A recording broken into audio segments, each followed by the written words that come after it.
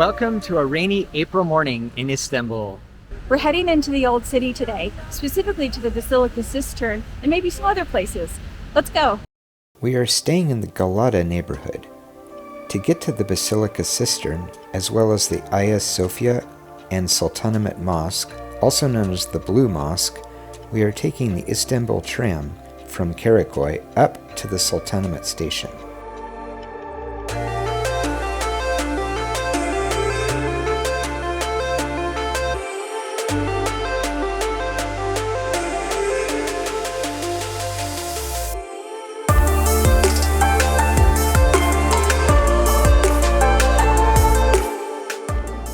So we just entered the Basilica Cistern. This is the largest cistern in Istanbul. Apparently there are upwards of 100 or even more of these cisterns throughout the city. This is where all of the water was stored for the city of Constantinople and the Ottoman Empire. So it's pretty cool, We're gonna take a look around because we just walked down the stairs and there's a lot to say. It's giant. So the ancient builders were the ultimate repurposers. All of these columns, the Medusa heads, everything you see here was repurposed from other building sites or ruined building sites. So they saved a lot of money and a lot of time.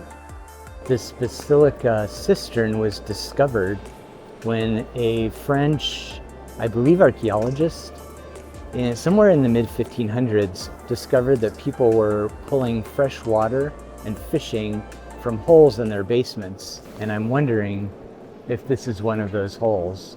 I read that the cistern was commissioned by the Emperor Justinian I in the 6th century, and it can hold about 80,000 cubic meters of water. There are a total of 336 marble columns supporting the ceiling of the cistern. And here's one of the 2 Medusa heads thought to be repurposed from a Roman building somewhere nearby. So the thought with this Medusa head being upside down was that it would render Medusa's power useless. Again, columns, parts of buildings repurposed to build this cistern. So that was a really cool experience. Interesting, they kept changing the lights. They kept running through a cycle of different lighting, which gave it a completely different aspect depending on, which light they were on. But at first it was slightly unnerving when all the lights just sort of went out a little bit. So we arrived right at 9 o'clock when they opened, and there was already a line. And it was actually not terribly crowded, but there were a lot of people. Quite noisy, and unfortunately with the lighting difficult to take video, so hopefully we got some good pictures. So the cistern holds about 80,000 cubic meters of water. The obvious question is, how do they keep it full? The other day we set out to answer that exact question.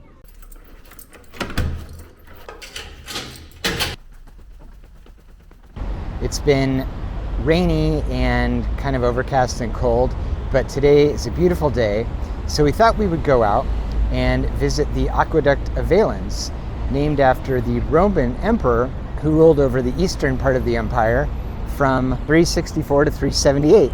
To get to Valens Aqueduct, we walked across Ataturk Bridge and then up Ataturk Boulevard. As you can see, Ataturk Boulevard runs right under the aqueduct, so it's pretty difficult to miss.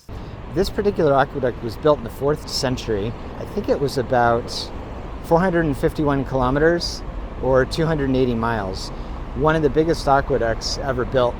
And the water from this aqueduct ended up in several reservoirs in the area, as well as the Basilica Cistern, which is the largest cistern in Istanbul.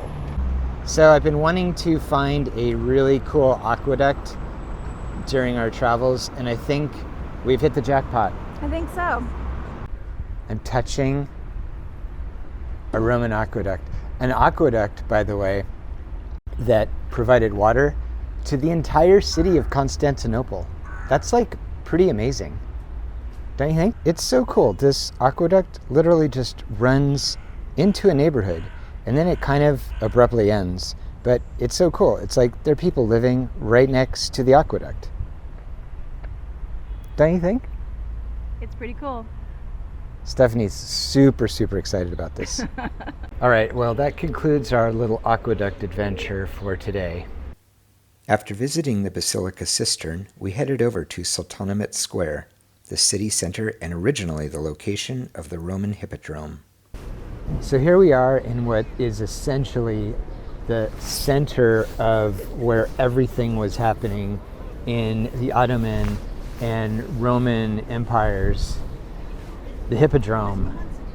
During Roman times, this was a massive stadium, elongated track modeled after the Circus Maximus in Rome, which is where they did all of the violent chariot racing. So you can imagine this whole area with chariot racing and major spectator sports. It's amazing to think about what actually transpired here hundreds and hundreds of years ago. Behind me, you have the Blue Mosque, and at the other end of the Hippodrome, we have the Hagia Sophia, which are two of the more famous mosques here in Istanbul. You think about the Roman Empire. This was the headquarters of the Eastern Roman Empire for many years, and then became basically the center of Rome with a population of 500,000 citizens. It's quite amazing. This is where it was all happening. Palaces, the Ottoman Empire, so much history here, and we're standing basically in the middle of where it was all taking place hundreds of years ago. Also, I got caught up in my monologue and I need to go find Stephanie. There, I found her. After basking in the glory of the Hippodrome, we made our way over to Gülhane Park and out to Sarayburnu Park, which overlooks the Bosphorus and the Sea of Marmara. So we're in Gülhane Park, which is the oldest and one of the largest parks in Istanbul. It used to be the rose garden for the Imperial Topkapi Palace, and now it's a public park. Gülhane means rose house or house of roses. And right now, this time of year, instead of roses, the garden is full of tulips. There's a festival going on right now in Istanbul, and there's so many beautiful colors and species of tulips. Really gorgeous.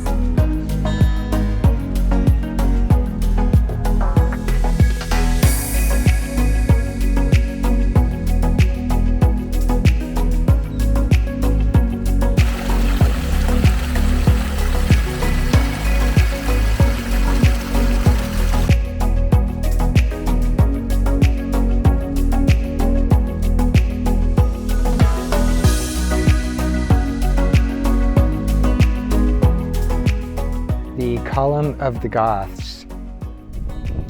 It somehow memorializes a victory over the Goths. Which victory? It's not very clear.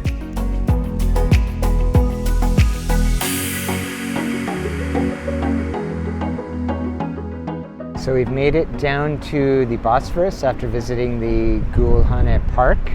You can see the Sea of Marmara, the Asian side of Istanbul,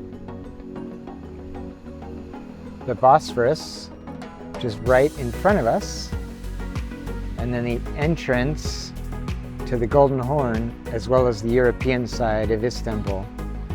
And finally, to end our first week, we treated ourselves to an evening cruise along the Bosphorus.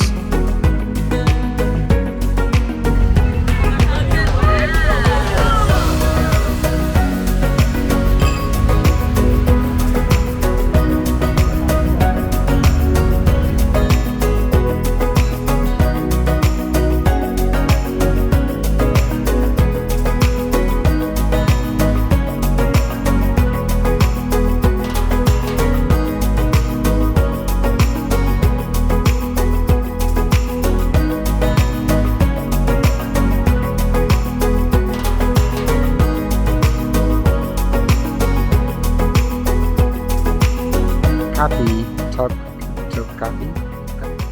Sure. This park used